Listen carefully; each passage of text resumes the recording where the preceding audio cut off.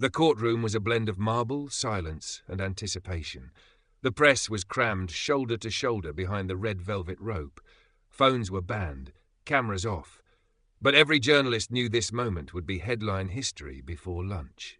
Elon Musk walked in wearing his usual paradox, a black tailored suit with an open collar and sneakers that probably cost less than the judge's watch. He didn't look nervous. He never did. But his silence was thunderous. This wasn't a trial about Tesla, or SpaceX, or Neuralink. It was about a tweet. A single post, short, sharp, and unapologetically Musk, made in response to a federal agency's handling of online censorship claims. He'd accused them of overreach, of politicization, of violating First Amendment norms. Now the agency had responded with legal fire. Defamation, disruption, disorder. The judge, Hon. Regina Hallman, was a legend in legal circles. Harvard law, precise, unbending, no appetite for celebrity antics. She didn't look at Elon right away. She looked at the printed tweet on the monitor. If free speech is disinformation, then the truth must be illegal. Fascinating. Then she looked at him. "Mr. Musk," she said flatly, "we are not here to debate constitutional theory. You are here because your statements may have incited public distrust in an active federal investigation." Elon said nothing. "Before we proceed," she continued, "this court is offering you a chance to retract your statement and issue a formal apology to the agency in question as a gesture of good faith." Silence.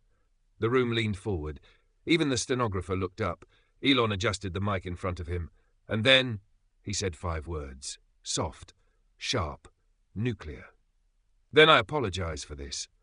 He reached into his briefcase, pulled out a manila envelope, slid it across the table. The judge raised an eyebrow. "What's this?" Elon leaned forward. "Proof that what I said wasn't just protected speech, it was provable." Judge Hallman stared at the envelope as if Elon Musk had just placed a live wire on the desk. She motioned to the court clerk. "Enter it into record," she said stiffly. The bailiff brought it over. 2 assistants stepped in to scan and distribute copies. Within moments, the court monitors displayed the contents. At first glance, it looked like a dry internal memo. Then the bolded heading flashed on screen. Social Platform Collaboration Directive. Guidance on narratives, flagging priorities, and response tactics. The room tensed. Dated 6 months earlier and marked confidential, the document was authored by a senior liaison from the agency in question. It outlined a coordinated initiative with top executives at various tech companies. The purpose? Ensure real-time flagging of politically sensitive speech trends. Delay visibility of posts flagged by federal analysts for further vetting. One bullet point stood out in bold.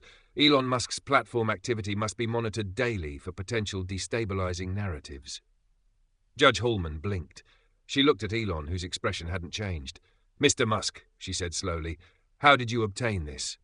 "I own the servers it was found on," he replied dryly. The courtroom murmured. "Is this verified?" "I had 3 independent cyber forensic firms confirm its authenticity before walking in here." Gasps. The prosecutor stood abruptly.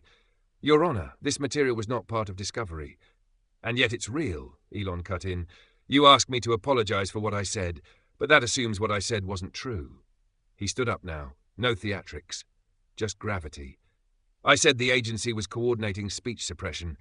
Now I've shown that they literally used my name in their playbook." Boom. The gallery was silent. Reporters scribbled so fast, pens snapped. Courtroom sketch artists froze mid-line. Judge Hallman adjusted her glasses. Her voice was quiet now. "This court will take a brief recess to review the submission." She stood and exited, quickly. Elon didn't move. He just sat back down, folded his hands, and looked at the gallery as if to say, that was just page 1. The courthouse was in chaos, not with noise, but with volume. Dozens of reporters had rushed out to file early headlines. A TikTok clip showing the leaked documents headline had already passed 6 million views. Journalists debated its authenticity on cable news while their networks scrambled to confirm that yes, the file was real. Inside, the court was quiet. Judge Hallman remained in chambers with a legal assistant and a DOJ liaison. They were reviewing metadata, time-stamped logs, server trails, digital forensics. It was airtight. She finally spoke. "Tell the DOJ to get ready. This just stopped being a PR problem." Back in the courtroom, Elon scrolled calmly through his phone. The prosecutor returned, paler than before. Your Honour, he began once the judge returned to the bench, while we question the methods by which this evidence was obtained, Judge Hallman raised a hand. I've seen enough. She turned to Elon. Mr. Musk, you came in here being asked to issue a public apology. Do you still intend to? Elon smiled slightly. Not until someone else does first. Then he pulled out a second envelope, labelled simply Directive B pressure logs. Judge Hallman exhaled through her nose. Mr. Musk, this one, he said, has phone call logs, text threads and internal emails from former Twitter legal staff showing how certain posts were removed under direct pressure from the agency. And not just mine.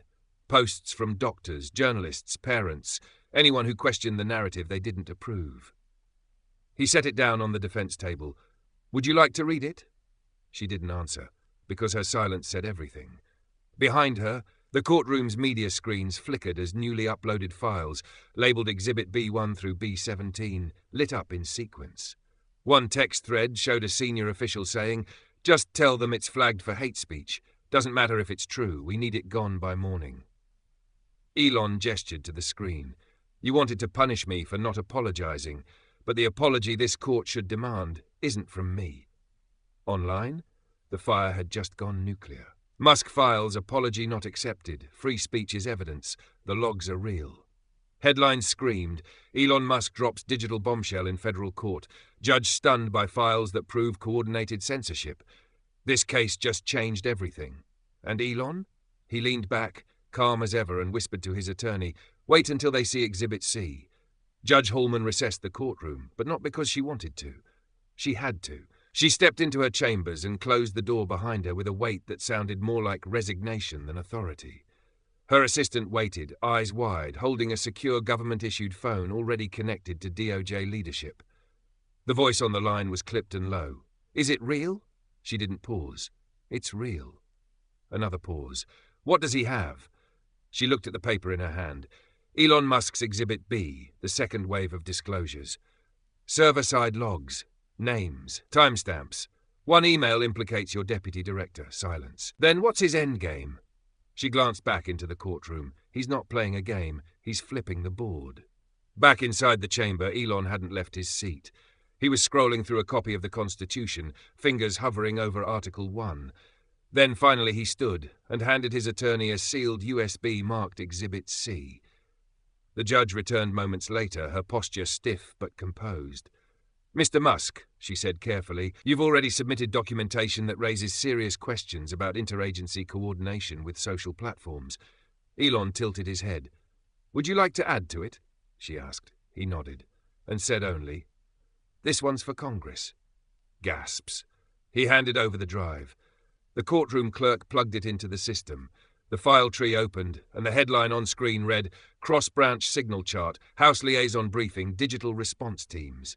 It wasn't just DOJ now. It was evidence of back-channel communications between intelligence agencies and congressional offices, advising alignment on message protocols for topics like pandemic policy, election security, and public trust interventions. The date on one email, 2 weeks before the 2020 election. The room nearly stopped breathing. Judge Hallman stared at the screen. One email thread included the line, let's keep Musk's platform in containment mode until after results certify. We'll have better leverage by then. That was it. This wasn't a courtroom skirmish anymore. This was a breach of the levee. Outside, members of Congress were already tweeting, we've received Exhibit C, full investigation incoming. Musk just handed Congress the case of the decade. If even half this is real, it's the biggest scandal since Watergate. Inside the courtroom, Judge Hallman said nothing, because she knew the case had outgrown her courtroom. And Elon? He just looked at the judge and said, still want that apology?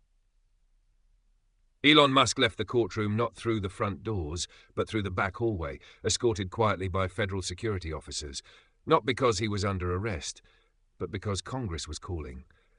The House Oversight Committee had just voted unanimously to subpoena the contents of Exhibit C. For the first time in a decade, a bipartisan vote had agreed on something.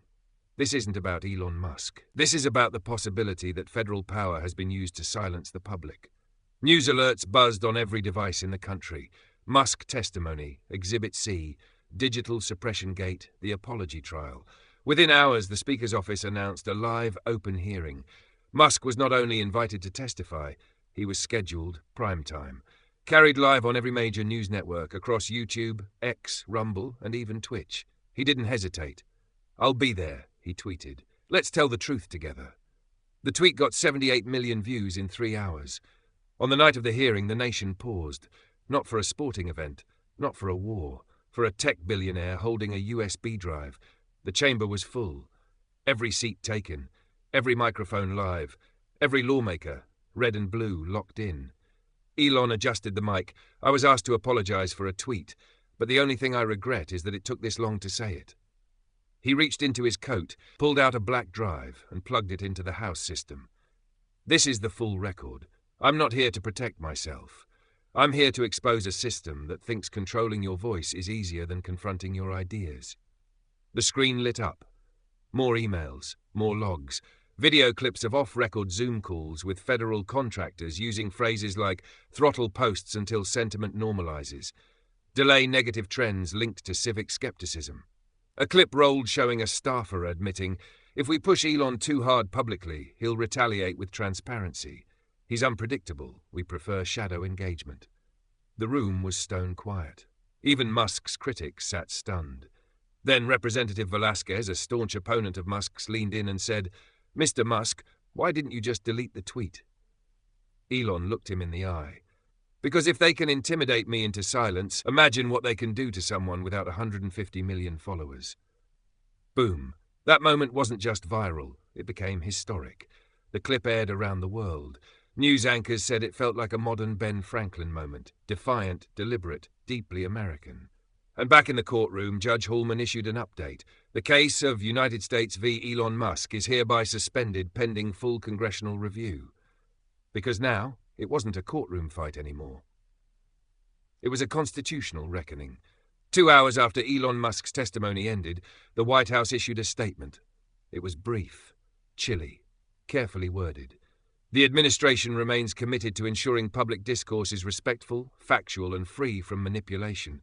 Coordination between agencies and platforms where appropriate is part of our effort to protect democracy, not to undermine it."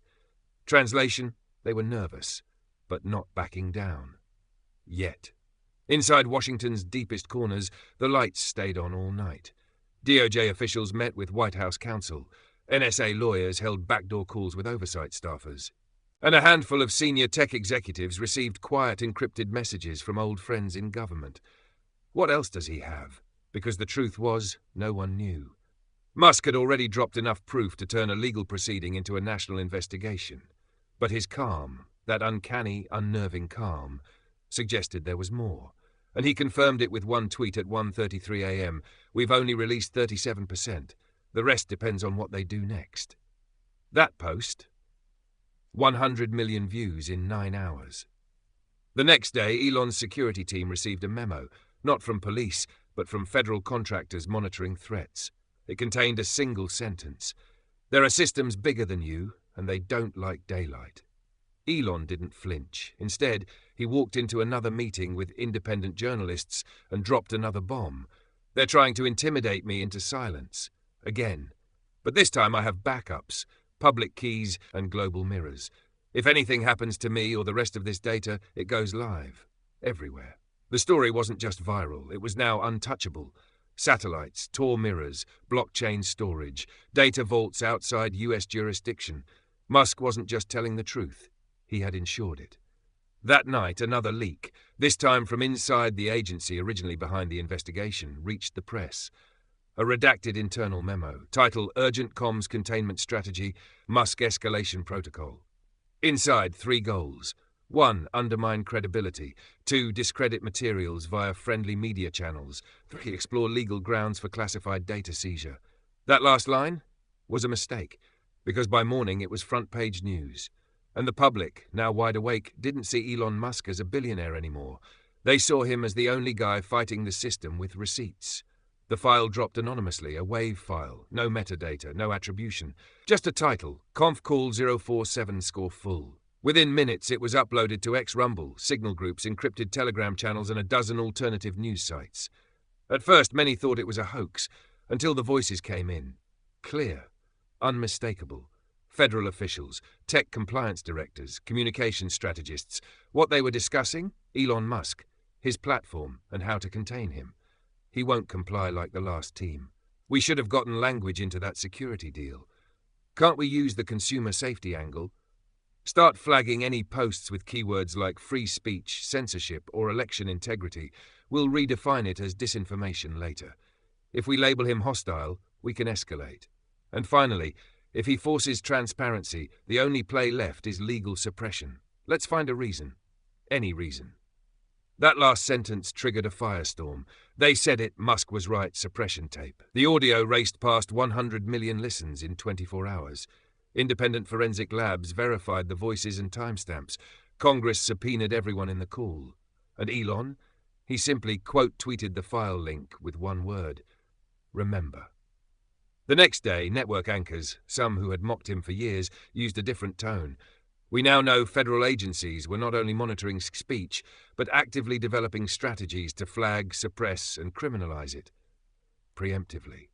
Judge Hallman, the original federal judge in Musk's case, issued a rare public statement. If what's on that tape is verified, and it appears it is, I believe the prosecution of Mr. Musk should be dropped entirely. We were misled. Musk's critics? Silent. The DOJ? Panicking. The White House? Refusing questions. And across America, a new kind of patriotism was rising. Not left. Not right. Just people who had once been told to shut up online, and now realized they weren't paranoid. They were just ahead of the story. And Elon? He wasn't done.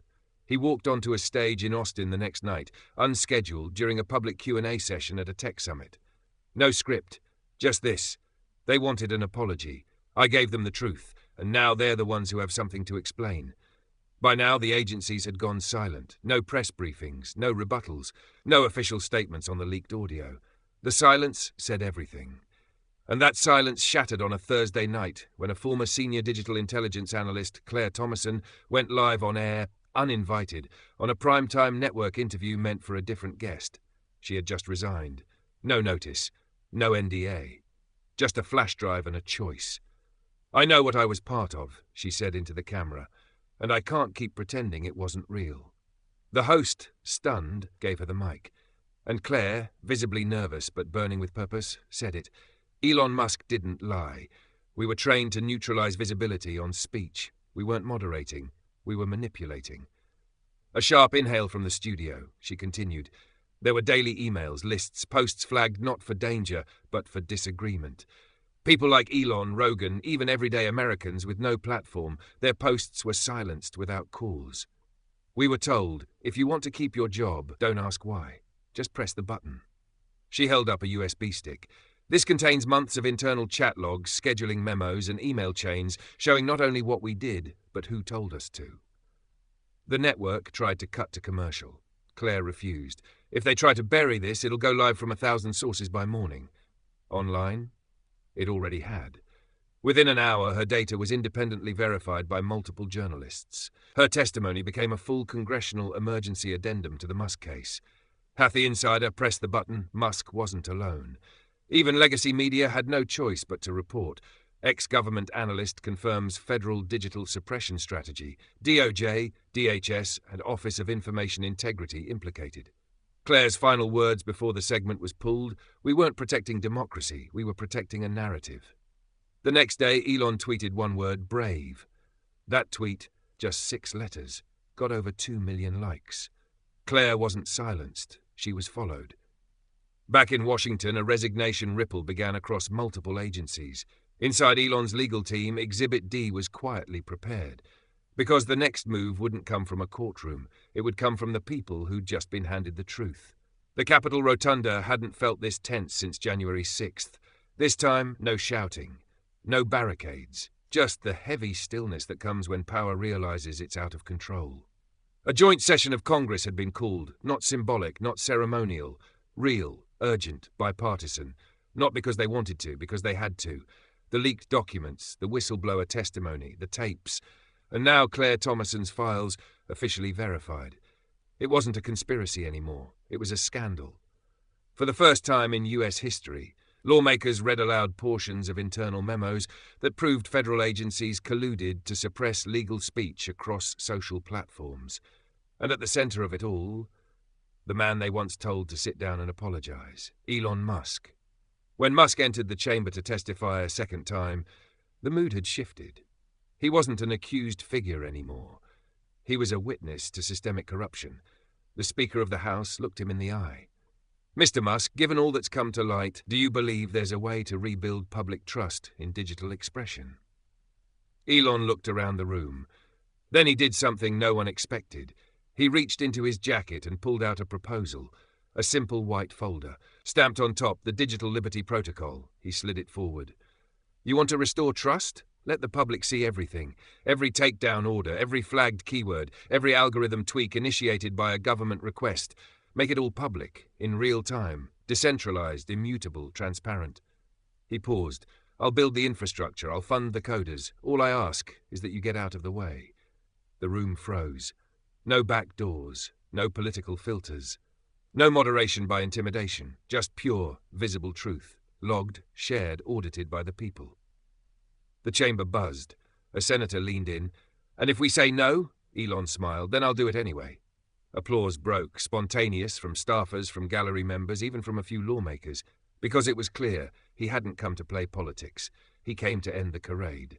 The Digital Liberty Protocol trended worldwide. By morning, half the country had read the outline, and in a rare, unanimous vote, Congress agreed to form a civilian-led panel to begin implementing Elon's proposal. Transparency had gone from threat to law. It was over. Not the fight, but the era that created it. Elon Musk had gone from the target of a federal courtroom demand to the architect of a national transparency overhaul. Congress had adopted the Digital Liberty Protocol. Agencies were under review. Resignations had begun. Investigations were open. But Elon, he didn't stay to bask in the headlines. He left. No speech, no press conference, just one last tweet. Truth should never need permission. And with that, he went quiet. But the protocol didn't. Within weeks, a decentralized, blockchain-based transparency tracker went live. Citizens could search any keyword, any flagged phrase, and see in real time whether it had ever been targeted by a federal request or algorithmic filter. For the first time in history, the censorship machine had a mirror. Journalists, who once mocked the Musk free speech crusade, now called the protocol the most important civil tool since FOIA. Law schools built courses around it. Activists across the spectrum used it. A movement was born. And Elon, he didn't run for office. He didn't launch a PAC. He didn't monetize it. He just handed the code to the world. In a rare interview, when asked why he didn't build a media empire around the scandal, Elon simply said, "The moment you make truth a business, you give someone the power to buy it." His words became a mural on college walls, a tattoo on a vet's arm, a sign held up at a protest in D.C., "Truth shouldn't need permission, Elon Musk." In the final public hearing tied to the case, the original judge, Hon. Regina Hallman, delivered her closing remarks. "I entered this process thinking we were here to protect the system. But the system, it turns out, was what we needed protection from. And Mr. Musk, I apologize." It was the moment everything flipped. The apology they demanded from him came back the other way.